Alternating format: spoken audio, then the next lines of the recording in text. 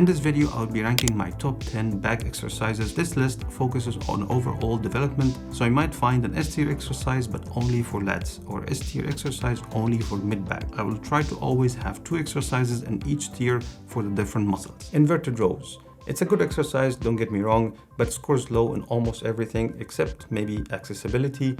Loading potential is non-existent. Stimulus is going to be great for the first few weeks if you're a beginner, but after that you will need to add more weights. So F tier for that one. Also in F tier, an exercise that I don't understand why people do it is behind the back pull downs. There's absolutely no reasons you need this. The whole point of the pull downs is to train your lats. Pulling it behind your back decreases the loading potential because you can literally kill yourself and give you zero stimulus in your lats. So a solid F tier. Now for the usual controversial parts in my videos, deadlifts.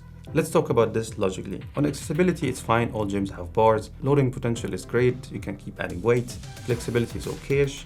Stimulus is the problem. If your goal is strength, then you have to do it, of course. But for building muscles, it leaves a lot to be desired.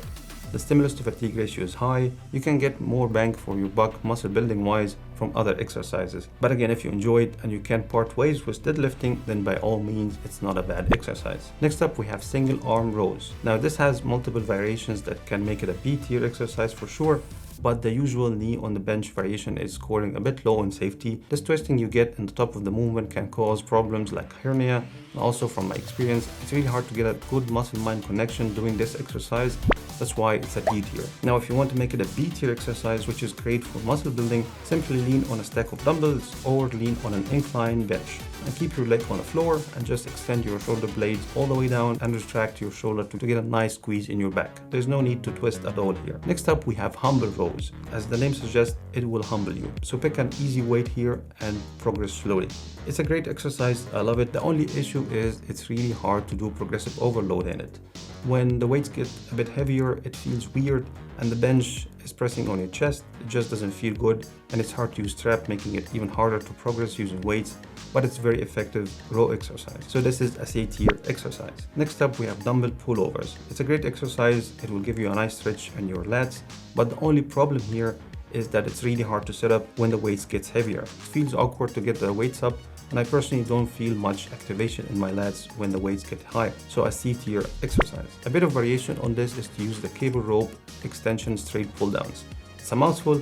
You can really get a deep stretch in this and a great squeeze in your lats. It's important to note here is that you need to do it slow and controlled and pull with your lats, not your arms. It's very tempting to use your shoulders to pull, not your lats. And this makes it a B tier exercise. Next up is a staple in back workouts, and mine too, lat pull downs. This comes in a lot of variations, but here I'm talking about the wide grip. Very few cues here you need to look for, which is not to lean back too much. Then it kind of becomes a row exercise. You want to slightly lean back and pull using your lats and have a squeeze at the bottom, and you want to pull to your chest and all the way down, no half reps here. This is definitely an A tier lat exercise. The barbell bent over rows. Now here you don't really need a lot of weights. You want to start from the ground and have a nice deep stretch. Lower back straight and pull with your back, not your arms, and down slowly, but very controlled. Don't just drop the weights. Now, if you have the flexibility, you can do the more strict version, which is pendley rows. I just find it a bit hard for some to have the flexibility to have enough range of motion, but if you do, I would definitely recommend this over the bent over rows. And both of them are an excellent A tier exercise. If you want a great alternative, the only problem with this one that it's not really in all the gyms, so it's a bit low on accessibility, but pretty much checks everything else, chest supported T-bar rows. Very few cues you need to take care of here. In the bottom position, you want to stretch your lats and shoulders as much as you can, and at the top position, you want to squeeze your shoulder blades together. This will get your chest a bit off the pad,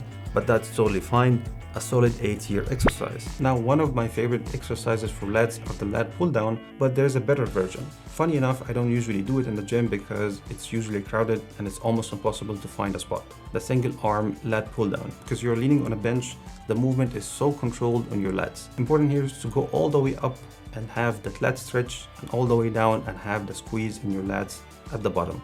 And going up, you need to be super controlled and engaging your lats and not just holding with your arms. A very, very solid S tier for me. And my ultimate back row exercise is the chest supported rows. Unfortunately, I don't find this in many gyms for some reason, so it's scoring a bit low on accessibility, but it's one of the best back machines ever existed. What's important here is to put the chest support a bit back so you get a nice stretch in your back in your starting position.